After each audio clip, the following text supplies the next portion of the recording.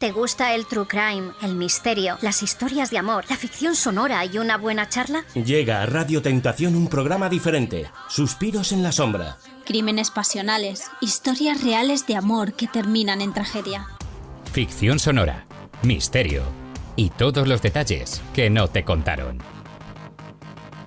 Todos los jueves a las 10 de la noche En Radio Tentación. En el 91.4 de tu frecuencia modulada. Suspiros en la sombra. Hola, ¿qué tal? Bienvenidos a Suspiros en la sombra.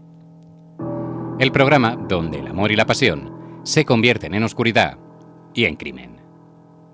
Cada semana os traemos un caso real, una historia que comenzó con promesas, besos, confidencias y terminó con traiciones, violencia y muerte. Aquí no hay ficción, solo hechos. Historias que dejaron huella en la sociedad y que os contaremos con la voz más íntima, la de sus propias víctimas.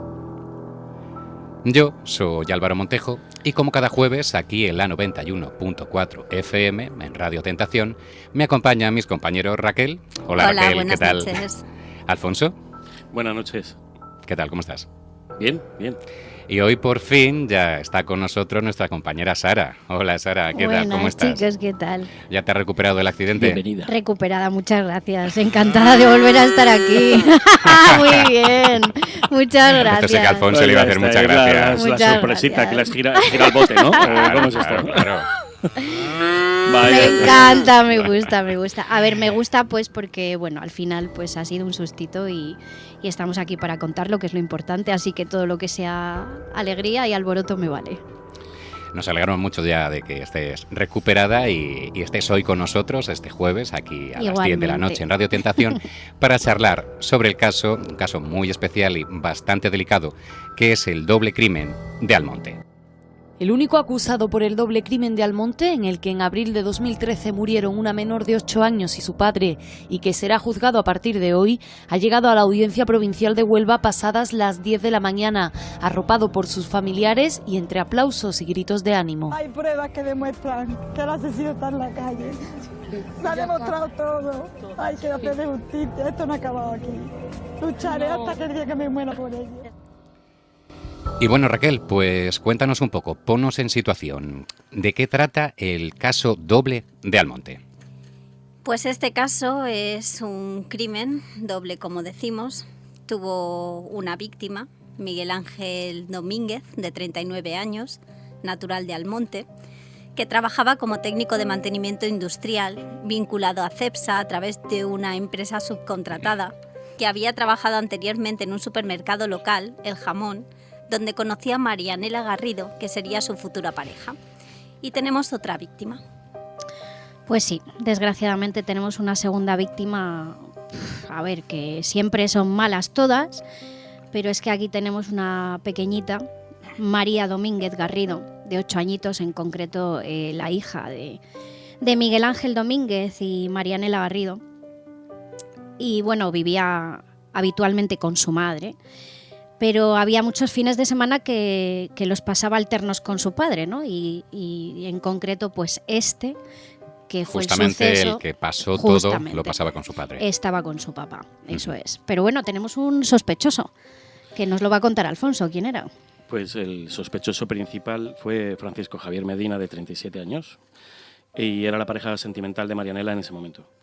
Había sido compañero de trabajo también conocido de Miguel, y al final fue detenido en el 2014, un año después del crimen y tras los análisis de ADN. Ajá. Fue acusado del asesinato con alevosía de Miguel y el asesinato especialmente cruel de la niña, de la pequeñita. Hay que poner en contexto también a los oyentes que Miguel y Marianela estuvieron en una relación estable durante varios años y pues María fue el fruto, fue la hija de esta relación, pero tristemente se separaron, aunque mantuvieron una relación cordial pues por el bien de la niña. Aunque tiempo después empezó esta relación con Francisco Javier Medina, ¿no? Que también trabajaba en el mismo supermercado, ¿no, Alfonso?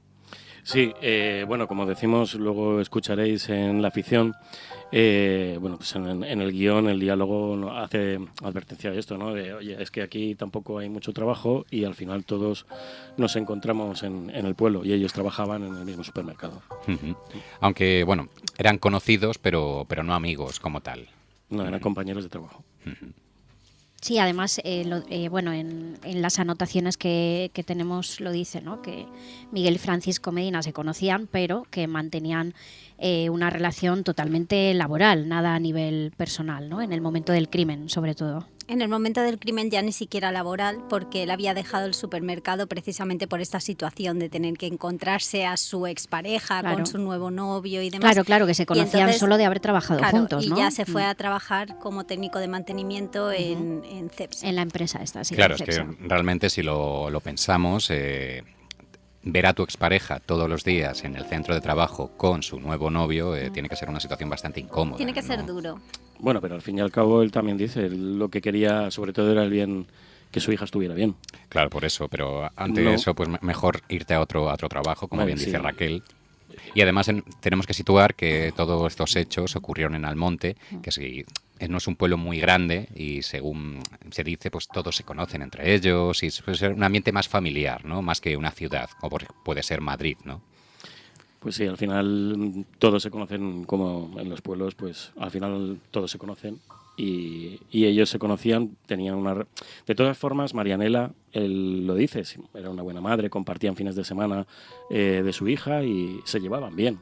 Otra cosa es que luego pues decidieran que a lo mejor la mejor forma era pues fórmula, separarse y no trabajar en el mismo sitio, pero bueno. Claro, sí, yo creo que lo incómodo puede ser eso, el que ya hay un hijo de por medio, ¿no? Porque al final, bueno, si tú rompes con una pareja, pues bueno, si coincides en el trabajo más o menos lo llevas, pero en el momento que ya hay un peque de por medio yo creo que ya la cosa se complica un poco más y es como una situación bastante más violenta.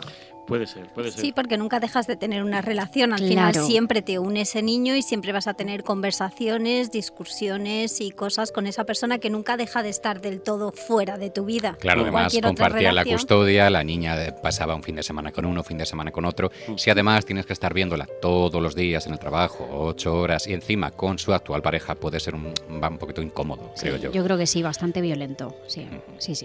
Y él tuvo la suerte, pues bueno, pues de poder cambiar de trabajo, porque como decís, es un pueblo muy pequeño y al final a veces no existe esa posibilidad. O sea, el trabajo es el que es el que hay, y si no tienes más remedio que trabajar juntos, pues... Pues sí que es cierto que tuvo suerte, ¿no? Porque es verdad, encontrar otro trabajo en un sitio tan pequeñito y poder evadirte un poco de esa situación, pues bueno, yo creo que sí tuvo suerte. Aún así, yo quiero destacar eso, que de todas formas ellos se llevaban bien y compartían, a pesar de que discutían, como vais a escuchar en la ficción, pues por cosas a lo mejor que no tenían importancia, pero ellos se llevaban bien, querían a su hija, compartían fines de semana, incluso él dice que Marianela era una buena madre, no tenían problemas básicamente importantes, no era una pareja rota del todo, sino que simplemente, pues como otras veces hemos dicho, se acabó lo que había, lo que les unía entre ellos y cada uno separó sus caminos, ¿no? Se acabó el amor, pero no ha llegado a esos puntos donde en otras ficciones al final uno acaba con la vida del otro, la pareja. Es decir, esta pareja rompió, pero siguió de manera cordial y sí, hombre, y vidas. Está claro que les importaba muchísimo la educación de su hija y que lucharon por dar la mejor vida, está claro, por eso, porque además se sabe que la custodia estaba compartida, por lo tanto el trabajo de ambos era bueno y la relación también, está claro. A mí hay algo que me llama mucho la atención y que se repite en la ficción sonora, y es una frase de que en Almonte no hay gente mala, que contrarresta un poco con todo lo que pasó con este crimen, ¿no, Alfonso? Pues eso parece. En Almonte no hay gente mala, eso dicen, o eso decían, hasta que llegó el suceso y tuvieron que empezar a cambiar un poco ese discurso. De hecho, hasta el momento del suceso era un pueblo tan pequeño y se conocían todos de tal manera que vivían con las puertas abiertas. O sea, la gente no cerraba con llave su casa, cualquiera podía entrar en tu casa en cualquier momento. Cosa que aquí, por ejemplo, en Madrid es impensable. Sería inimaginable. Tú imagínate dejarte la puerta de tu casa abierta a cualquiera que pudiera pasar. Bueno, yo admito que vivo en un pueblo donde no cerramos las puertas. Eso es verdad. Entonces puedo entender esta situación, pero en el momento, si algún día pasa algo donde vivo, evidentemente lo primero que vas a hacer es desconfiar ya de todo el mundo, ¿no? Claro. Por mucho que Sí, me cuenten yo creo que no hay el gente mundo mala. actual, no, por mucho eso que te Claro. digan que no hay gente mala. Hombre, vamos a ver, siempre, Pero bueno. siempre hay alguien. En fin. Chicos, tenemos que irnos unos minutitos a publicidad, pero ahora seguimos y ahora ponemos en contexto a los oyentes antes de escuchar la ficción. Hasta ahora.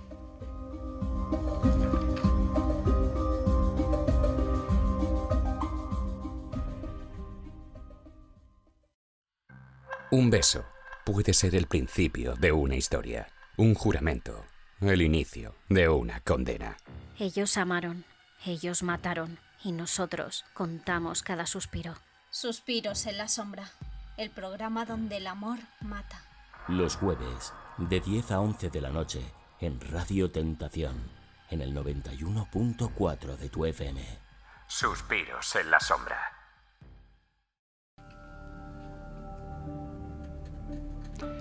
Y ya estamos de vuelta otra vez por aquí, en Suspiros en la Sombra, en la 91.4 FM, aquí en Radio Tentación. Y ahora llega, chicos, pues mi parte favorita del programa, que es la ficción sonora. Contadme un poquito para poner en contexto a los oyentes. ¿Qué van a escuchar ahora? Bueno, pues quiero adelantarme yo para decir que esta vez el crimen doble de Almonte es una ficción realmente espeluznante. Entonces, bastante conmovedora por los tintes que tienen del asesinato de la niña. Y bueno, pues que la gente también sepa que es durillo de escuchar. Sí, eso queríamos avisar a todos nuestros oyentes, que si son un poco sensibles con estos temas, esta ficción sonora involucra a una niña pequeña interpretada por Sara, que ya lo escucharéis, que deja los pelos de punta. Lo hace de forma excepcional. Exactamente. Pero si sois un poco sensibles con estos temas, pues a vuestra decisión queda, ¿vale? Raquel, cuéntanos, ¿a quién tenemos que saludar hoy antes de escuchar la ficción? Hoy queremos mandar un saludo muy especial a Carmen, que nos escucha desde un pueblo de Segovia. Pues un saludito, Carmen. Un saludito, Carmen. Muchas gracias. Yo también quiero saludar a mis antiguos compañeros de trabajo, a Maribel, a Alex y a Juan, y bueno, y a Eri también, que nos estarán escuchando por allí. Espero, el jueves pasado nos escucharon, así que espero que hoy también. Alfonso, ¿algo más que decir? No, yo saludo a todos. Recordaros que si queréis charlar con nosotros, enviarnos algún mensaje, alguna nota de voz, podéis hacerlo al WhatsApp de la radio, que es el 639-641-088, 639-641-088, y antes de escribirnos, poner la palabra suspiros y luego vuestro mensaje, para que así, entre todos los mensajes que escribís en la radio, pues podamos detectarlo y así, pues oye, hablar con vosotros. Por favor, hacerlo así. Sí, por fin. Así que nada, pues no me enrollo más y damos paso a la ficción del doble crimen de Almonte.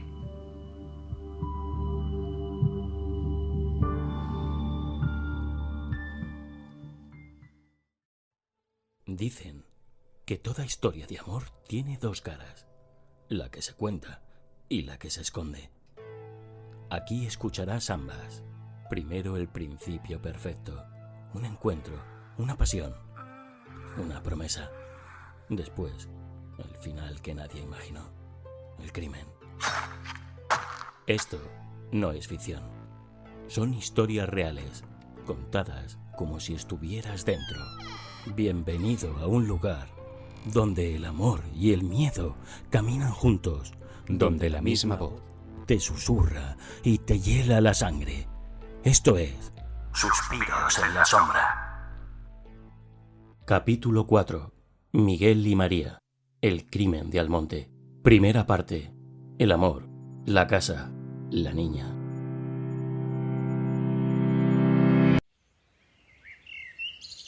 Me llamo Miguel Ángel Domínguez. Siempre he vivido aquí, en Almonte. No soy un hombre de grandes historias. Tenía mi trabajo, mi casa y mi niña. Eso era todo lo que necesitaba.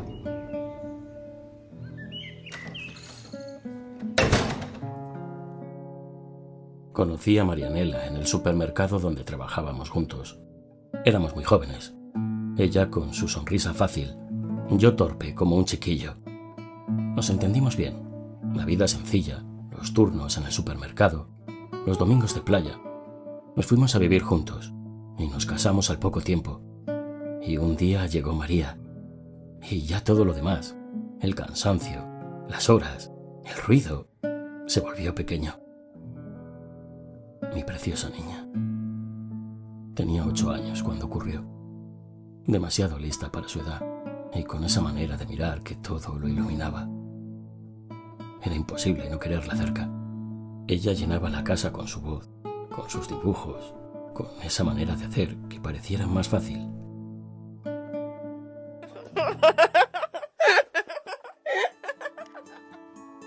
Papá dice que soy su sombra, que voy detrás de él a todas partes. Dice que cuando me río, hasta los problemas se esconden.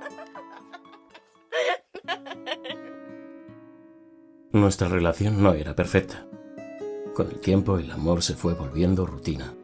Marianela y yo discutíamos por tonterías, por el turno de noche, por el colegio, por el dinero, hasta que un día entendimos que lo mejor era separarnos, sin gritos, sin culpas. Solo el cansancio de saber que aquello ya no daba para más, y la preocupación de hacerlo mejor para María.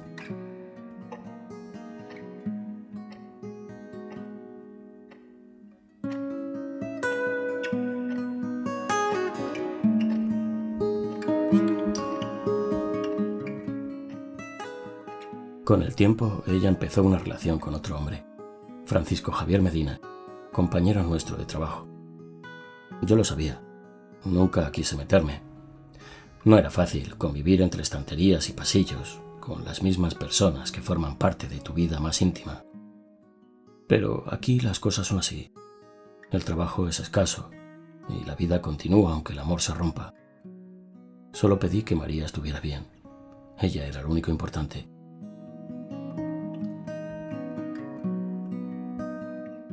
Desde que nos separamos, María vivía con su madre, pero pasaba conmigo muchos fines de semana. Nos organizábamos bien. Marianela es buena madre. Siempre lo ha sido. A veces duermo con mamá, a veces con papá. A mí me gustaba estar con los dos, pero me gusta más la casa de papá, porque me deja ver la tele y cenar pizza. Era sábado, 27 de abril de 2013. El pueblo estaba de feria. El aire olía a algodón dulce y a tierra caliente. Tenía el día libre. Vino un amigo a ver el partido y nos echamos unas cervezas. María estaba tirada en el sofá, impaciente, gruñona, arrugando la nariz, como hacía siempre que se enfadaba. Papá, dijiste que íbamos a salir. Quiero pizza. 5 minutos, reina. Cuando acabe el partido me ducho y nos vamos. Prometido. Papá, venga ya. No quiero quedarme en casa viendo el fútbol. Tenía ganas de salir, de distraerme un poco. Pensé que la vida, poco a poco, iba volviendo a su sitio. No sabía que alguien estaba a punto de romperla entera. Nadie lo sabe hasta que pasa, hasta que el silencio se llena de algo que no entiendes.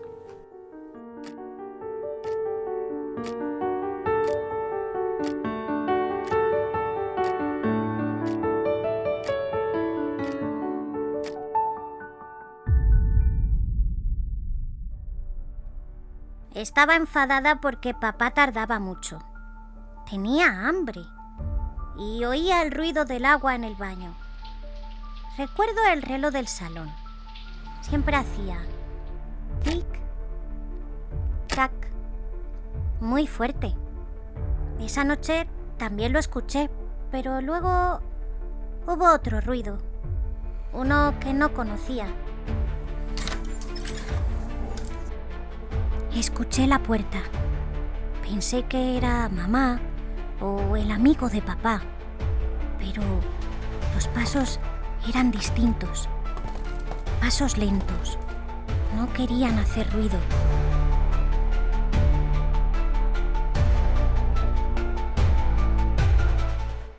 Dicen que los malos presagios existen. Yo solo sentí un escalofrío. Quizá fue el cambio del agua o algo más. Pero si algo aprendí es que la vida no te avisa. Nunca pensé que alguien pudiera desear hacernos daño, porque aquí, en Almonte, todos nos conocemos. Nadie cierra con llave. Siempre se ha dicho, aquí no hay gente mala. Esa frase me la repetí muchas veces, y esa noche también. Esa fue la última noche que el pueblo durmió tranquilo.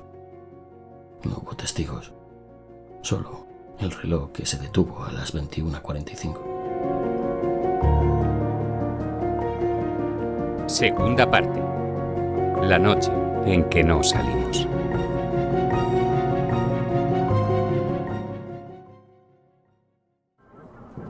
El partido había terminado.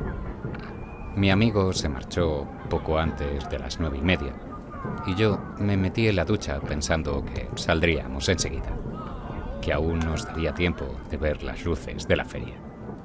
Tenía la ropa doblada sobre la cama. María me esperaba en el salón y sonaba el murmullo de la tele y de fondo la feria. Dicen que cuando te mueres, lo primero que recuerdas es el último sonido. Yo recuerdo el agua cayendo sobre los azulejos y un golpe detrás de la puerta. Una sombra, una respiración que no era la mía. Y luego, nada. No tuve tiempo. El primer golpe me vino de frente, sin aviso. Después otro. Y otro. Intenté cubrirme, gritar, salir.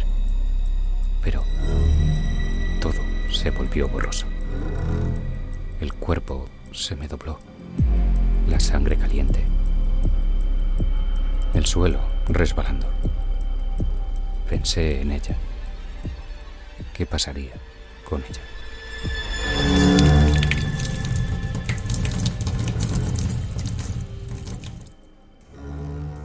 Yo estaba lista.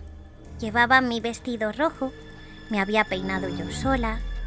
Esperaba a papá en el sofá viendo la tele.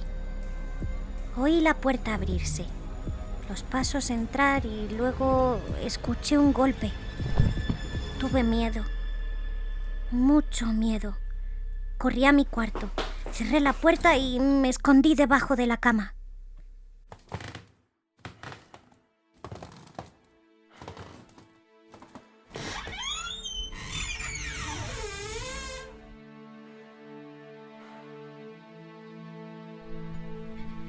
Le vi entrar.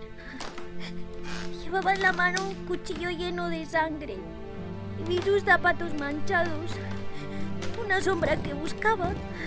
No grité, ni siquiera respiré. Pensé que si me quedaba quieta se iría, pero me encontró. Y quise gritar, pero no me salía la voz y me agarró del brazo y después todo fue muy rápido.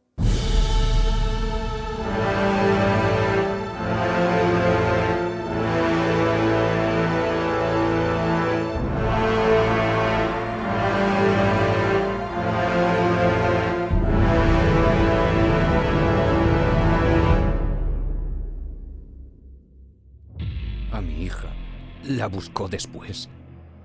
Fue a por ella y la apuñaló también. Más de 100 puñaladas, dijeron. A una niña de 8 años. La cubrió con una manta y se fue. Dejó la tele encendida. No intentó robar. No se llevó nada. Ni dinero, ni joyas. No desordenó la casa. Simplemente cerró la puerta y se marchó.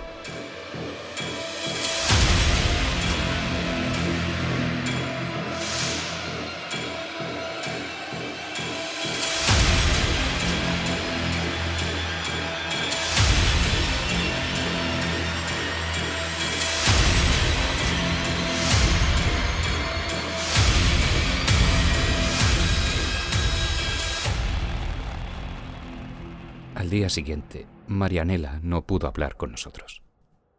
El teléfono sonaba, pero nadie contestaba.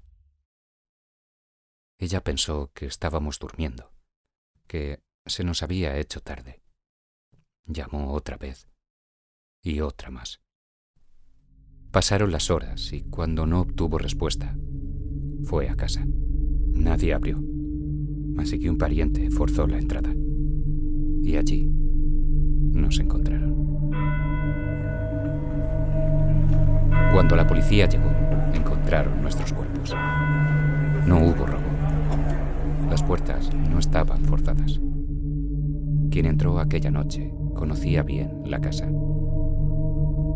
El agresor se movió por ella sin titubear. Sabía dónde estaba todo. El televisor seguía encendido. No encontraron ninguna huella clara. Nadie oyó nada.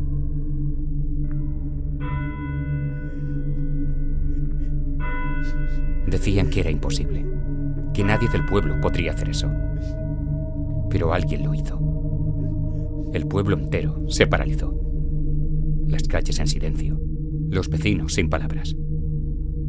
Durante meses, la investigación buscó respuestas. Primero se pensó en un crimen pasional, después en una venganza. Pero no había pruebas claras. Aquí en Almonte no hay gente mala. Eso decimos siempre. Aquí nadie puede hacer eso, pero alguien lo había hecho.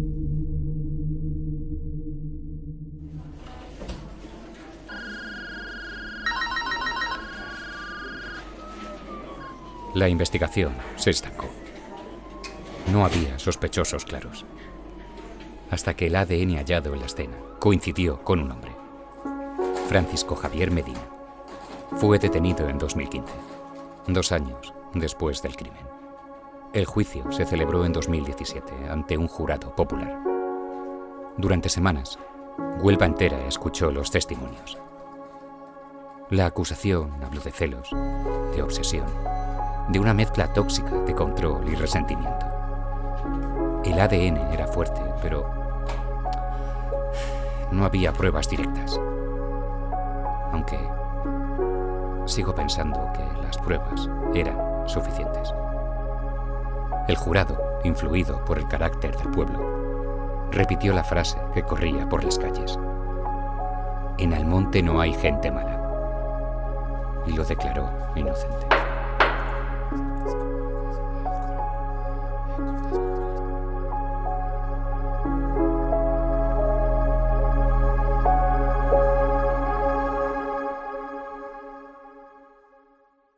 Pero el ADN no miente. Estaba allí. Y el agresor sabía moverse por la casa. Debía conocernos. Dicen que la justicia llega tarde. A veces no llega. Nosotros seguimos aquí, en la casa donde el reloj se detuvo. Yo solo quería pizza y montarme en los coches de choque. Yo era un hombre normal. Tenía una hija, un trabajo, una vida sencilla. Y una noche cualquiera, todo eso desapareció.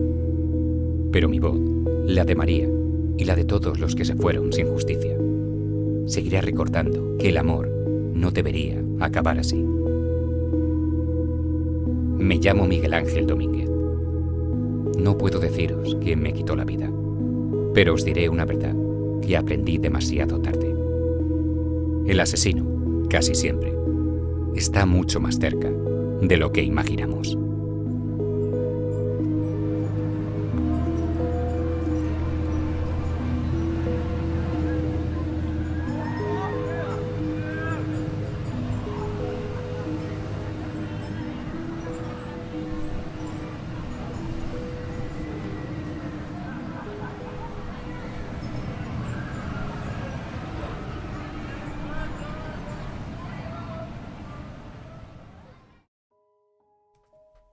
Dicen que el amor ciega.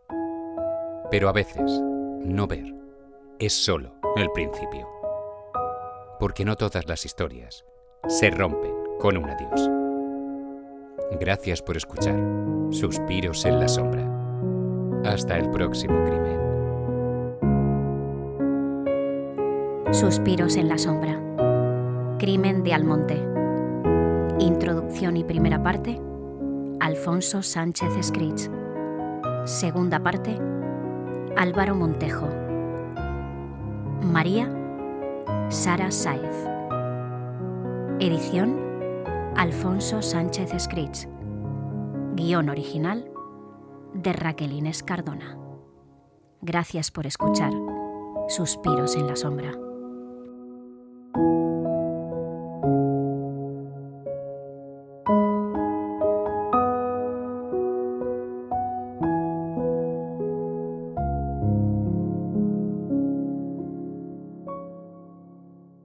¿Te gusta el true crime, el misterio, las historias de amor, la ficción sonora y una buena charla? Llega a Radio Tentación un programa diferente, Suspiros en la sombra. Crímenes pasionales, historias reales de amor que terminan en tragedia.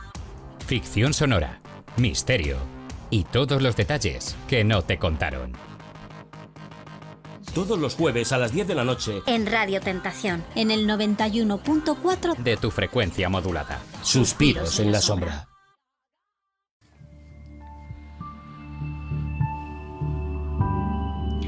Y ya estamos de vuelta otra vez por aquí, en Suspiros en la Sombra, en la 91.4 FM, en Radio Tentación, y acabáis de escuchar la ficción sonora del Crimen de Almonte. Bueno chicos, como ya es tradición, siempre recordar a todos nuestros oyentes que tienen disponibles tanto la temporada 1 como la temporada 2 en Spotify y iVoox, para todos los gustos. Siempre te pregunto a ti, Alfonso, por la parte de edición, no me pongas esa cara que te va a tocar, te toca salir a la palestra. Cuéntanos un poquito, ¿cómo ha sido? Porque la verdad que es muy envolvente como lo has hecho, muy peliculero, como dices tú. Pues sí, ha salido peliculero, pero tristemente es la realidad, lo que ha pasado, ¿no? Y bueno, suponemos que vosotros también os habrá dado cosita escucharlo al mismo tiempo. Cuando escuchabais en la ficción a Sara haciendo de la niña, te ponen los pelos de punta. Sí, la verdad que te da como algo en el estómago. Transmite, cuando sí. estás hablando tú al principio y de repente aparece la voz de Sara, que hace de esta niña chiquitita de 8 años. Es algo que no te esperas, ¿no, Raquel?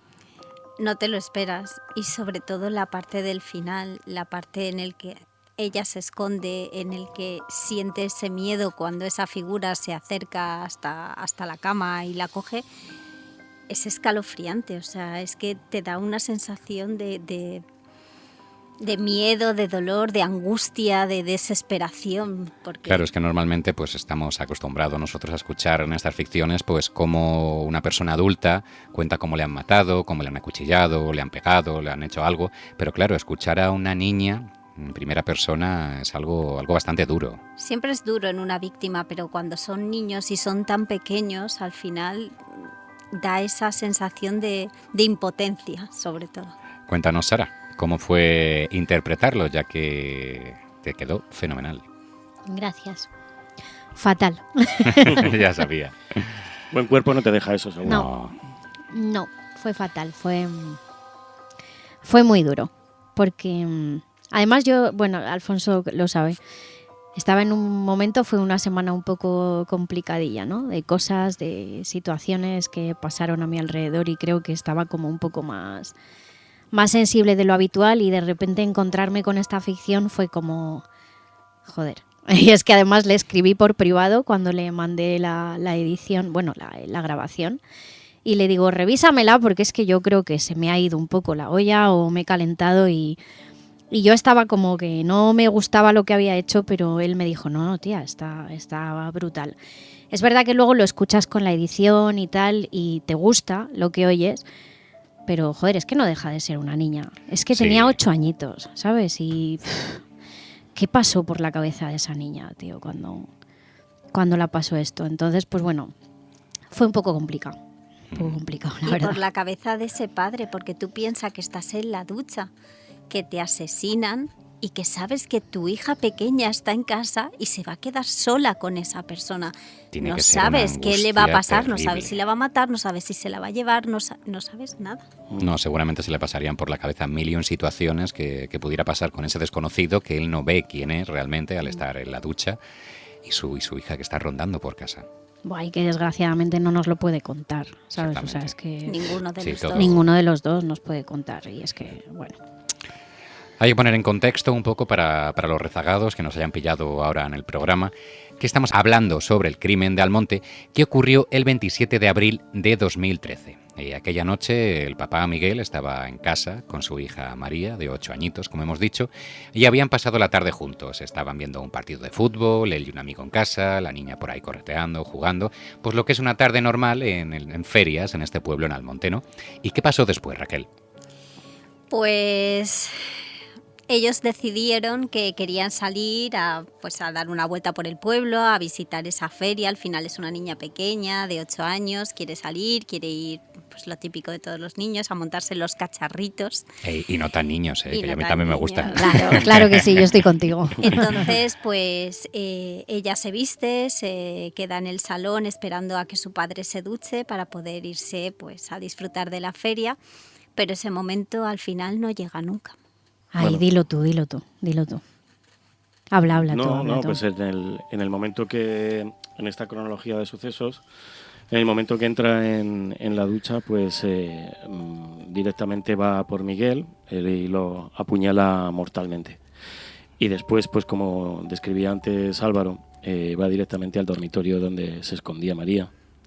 Y allí la apuñaló, por increíble que parezca, más de 150 veces. Es que son 150 veces, que se dice pronto. 150 veces a un cuerpo de una niña de 8 años. 8 años. De 8 años. Es que hay un problema, ¿no? Sí, es que es, O sea, es bastante no sé, extraño, ¿no? O sea, quiero decir, no es sacar punta al lápiz, pero es que tienes en la cabeza para apuñalar 150 veces a una niña. O sea, ya me parece brutal que sea un adulto, 1, 2, 3 puñaladas, pero a una niña de 8 años, tío, ¿qué tienes en la cabeza? 150.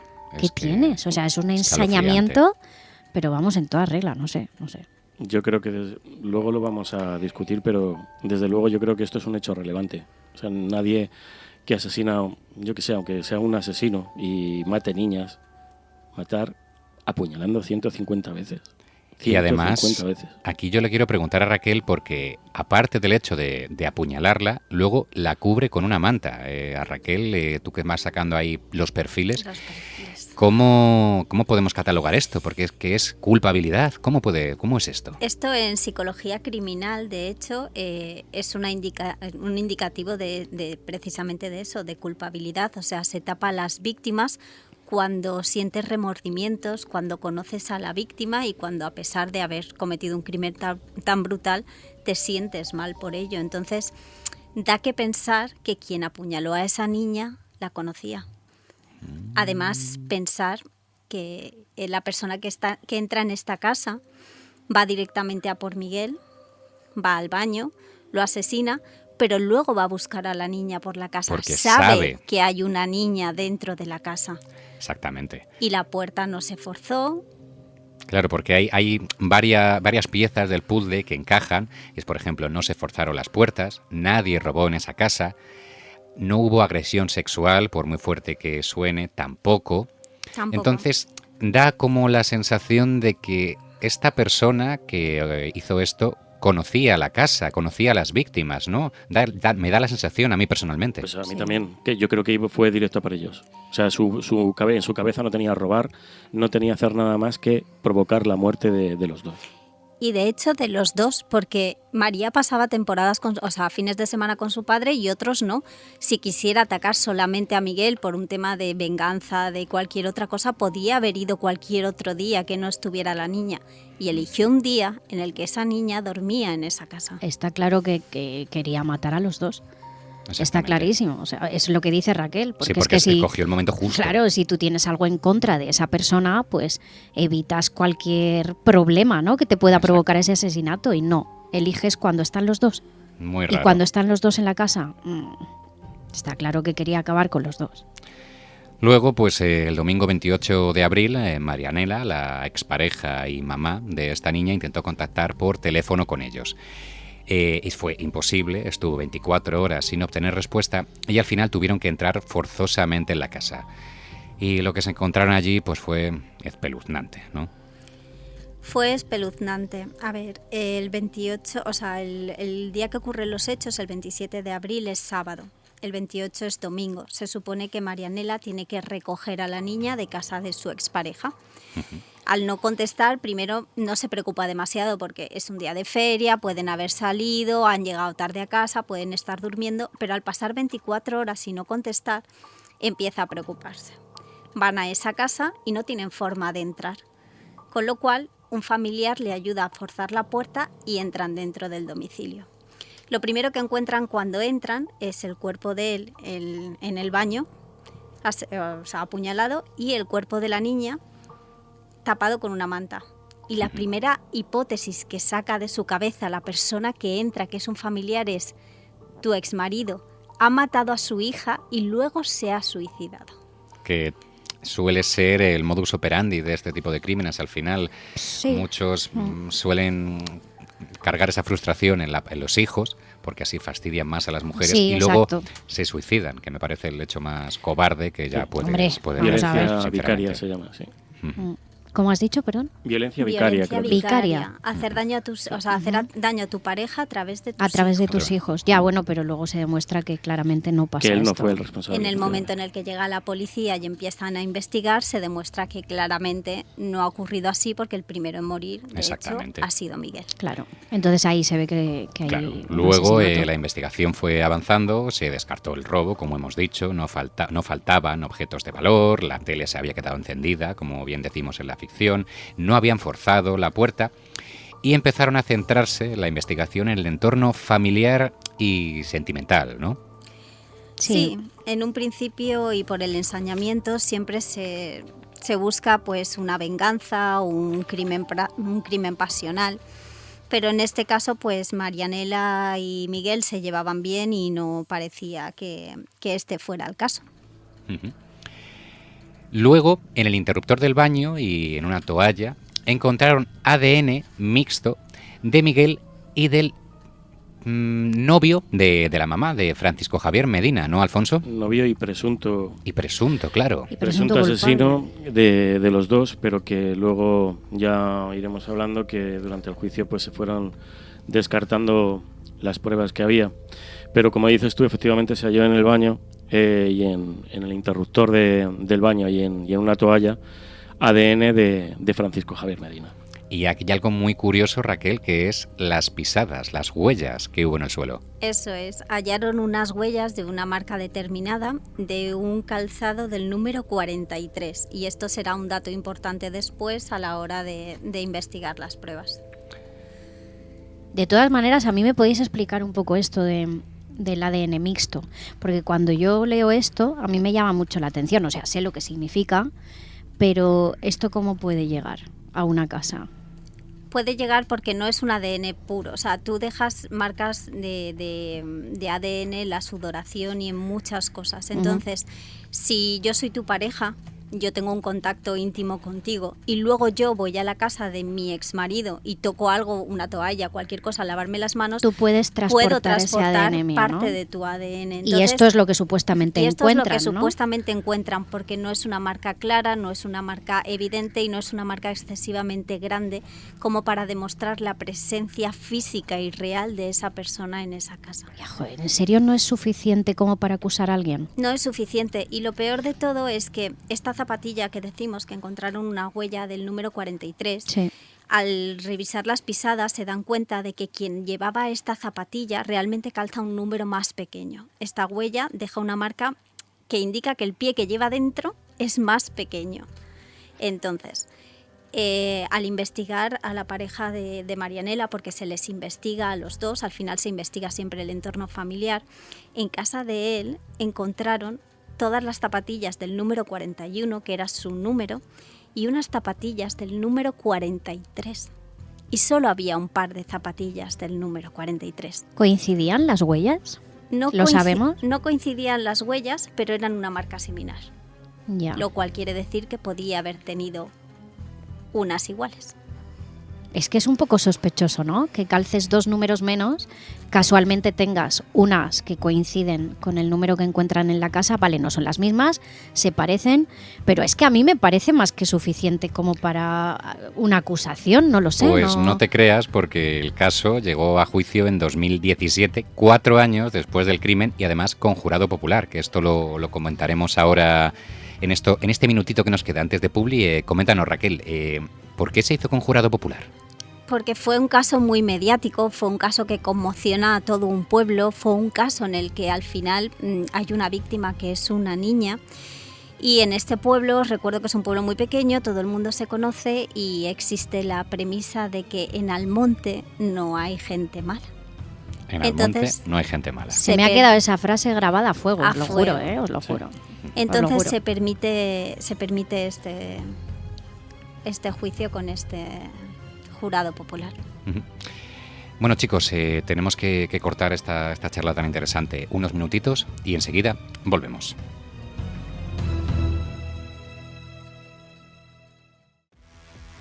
Amor eterno, promesas susurradas en la oscuridad. Pero cuando el deseo se convierte en obsesión, el final siempre es el mismo: sangre. Suspiros en la sombra. Historias reales de amor que acaban en asesinato. Los jueves de 10 a 11 de la noche en Radio Tentación, en el 91.4 de tu FM. Suspiros en la sombra.